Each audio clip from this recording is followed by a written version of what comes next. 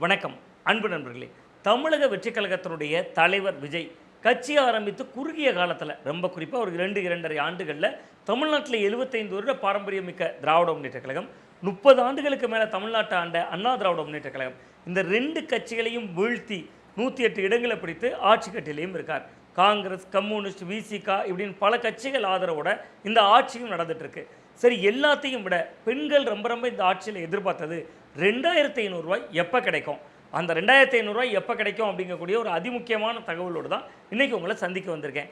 அது மட்டும் இல்லை, வர்ற 22ஆம் தேதி, அதாவது நாளை மறுநாள் விஜய் அவர்களுடைய பிறந்தநாள். அன்றைய நாளில் சட்டமன்றமும் கூடுகிறது. சட்டமன்றம் அன்றைய நாள்லேயும் இருக்குது. 22ஆம் தேதி என்பது திங்கட்கிழமை. அன்றைய நாளில் சட்டமன்றத்தில் இன்னொரு மிக முக்கியமான ஒரு ஜாக்பாட் அறிவிப்பும் பெண்களுக்கு வர இருக்குது அப்படின்னு நம்பப்படுது. அது என்னெல்லாம் விஷயங்கள், 2500 ரூபாய் எப்போ கிடைக்கும் அப்படிங்கக்கூடியதான் இந்த வீடியோவில் நம்ம பேச போகிறோம். வீடியோவை கடைசி வரை ஸ்கிப் பண்ணாமல் பாருங்கள். அப்போ தான் நான் சொல்ல வர்ற கருத்துக்கள் உங்களுக்கு முழுமையாக புரியும். தமிழ்நாட்டை பொறுத்த வரைக்கும் கிட்டத்தட்ட ஒரு 2.25 கோடி ரேஷன் கார்டுகள் ஏற்கனவே இருக்குது. அந்த 2.25 கோடி குடும்ப அட்டைகளில் ஒவ்வொரு குடும்ப அட்டையிலையும் ஒரு குடும்ப தலைவி அப்படிங்கிற அடிப்படையில் ஒரு பெண் இருப்பாங்க. அது மாமியாராக இருக்கலாம், மருமகளாக இருக்கலாம், மகளாக இருக்கலாம். வீட்டில் இருக்கக்கூடிய ஒவ்வொரு குடும்ப அட்டைக்கும் ஒரு பெண்களுக்கு மகளிர் உரிமை தொகை வழங்கப்பட்டு வருது. அந்த வகையில் பார்த்தீங்கன்னா, முந்தைய திமுக ஆட்சியில் மாதந்தோறும் 1000 ரூபாய் அப்படிங்கக்கூடியது கலைஞர் மகளிர் உரிமை தொகை அப்படிங்கிற பேரில் கிட்டத்தட்ட 1,31,00,000 பெண்களுக்கு வழங்கப்பட்டுச்சு. தேர்தல் நேரத்தில் ரொம்ப முக்கியமான அப்டேட்ஸ் இதில் நடந்துச்சு. ரொம்ப முக்கியமாக திமுக மு.க. ஸ்டாலின் அவர்கள், நாங்கள் மீண்டும் ஆட்சிக்கு வந்தால் மகளிர் உரிமை தொகை 2000 ரூபாயாக உயர்த்தப்படும்னார். அவர் ஒரு பக்கம். இன்னொரு பக்கத்தில் எடப்பாடி பழனிசாமி அவர்கள் இந்த திட்டத்துக்கு கலைஞர் மகளிர் உரிமை தொகை அப்படிங்கிற பெயரை மாற்றிட்டு குலவிளக்கு திட்டம் அப்படின்னு ஒரு பெயரை சுட்டி நாங்கள் 2000 ரூபாய் மாதந்தோறும் கொடுப்போம் அப்படின்னு சொல்லியிருந்தார். இதை விட ஒருபடி மேலே சென்று தமிழக வெற்றிக் கழகத்தினுடைய தலைவர் அவர்களுடைய தேர்தல் வாக்குறுதியில் ரொம்ப முக்கியமாக விஜய் அவர்கள் ஒரு முக்கியமான வாக்குறுதியை கொடுத்தார். அந்த வாக்குறுதியில் மகளிருக்கு நாங்கள் ஆட்சிக்கு வந்ததும் 2500 ரூபாய் கொடுப்போம் அப்படின்னு சொன்னார். அப்போ தமிழ்நாட்டில் இருக்கக்கூடிய 1,72,00,000 வாக்குகளை பெற்றிருந்தது தாவேகா.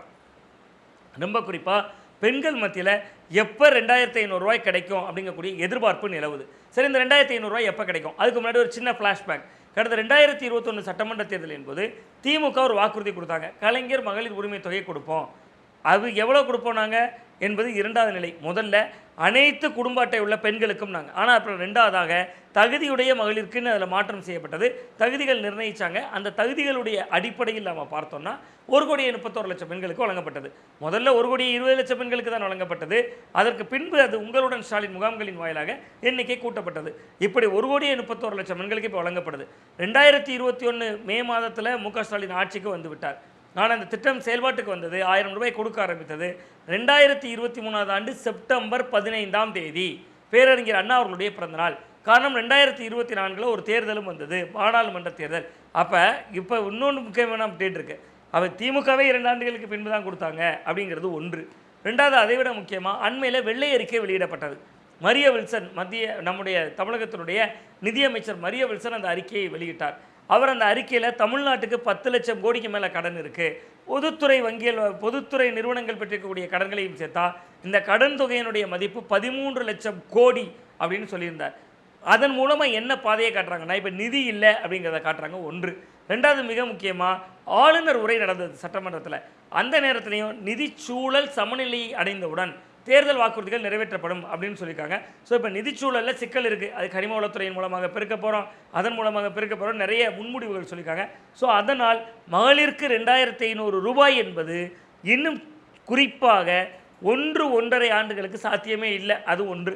ரெண்டாவது, அப்படின்னா என்ன ஜாக்பாட் கொடுக்க போகிறாங்க 22ஆம் தேதினா, தமிழகம் முழுவதும் பெண்களுக்கு எல்லா ஊருக்கு பிறக்கும் ஃப்ரீ, கன்னியாகுமரிலேருந்து மெட்ராஸ் வர எந்த ஊருக்கு போனாலும் இலவசம் அப்படிங்கக்கூடிய ஒரு மிக முக்கியமான ஒரு வாக்குறுதியையும் தாவேகா கொடுத்திருந்தது. 22ஆம் தேதி சட்டமன்றம் கூடுகிறது. அன்றைய நாளில் முதல்வர் விஜய் அவர்களுடைய பிறந்தநாளும் வருது. அன்றைய நாளில் இதை செயல்படுத்த முடியுமா என்பது குறித்து போக்குவரத்து துறையினுடைய உயர் அதிகாரிகள்கிட்ட மண்டல வாரியாக அதுக்கு எவ்வளோ செலவாகும், அதை எப்படி ஈடுகட்ட முடியும் என்பது உள்ளிட்ட சில விஷயங்கள் பேசப்பட்டு வருது.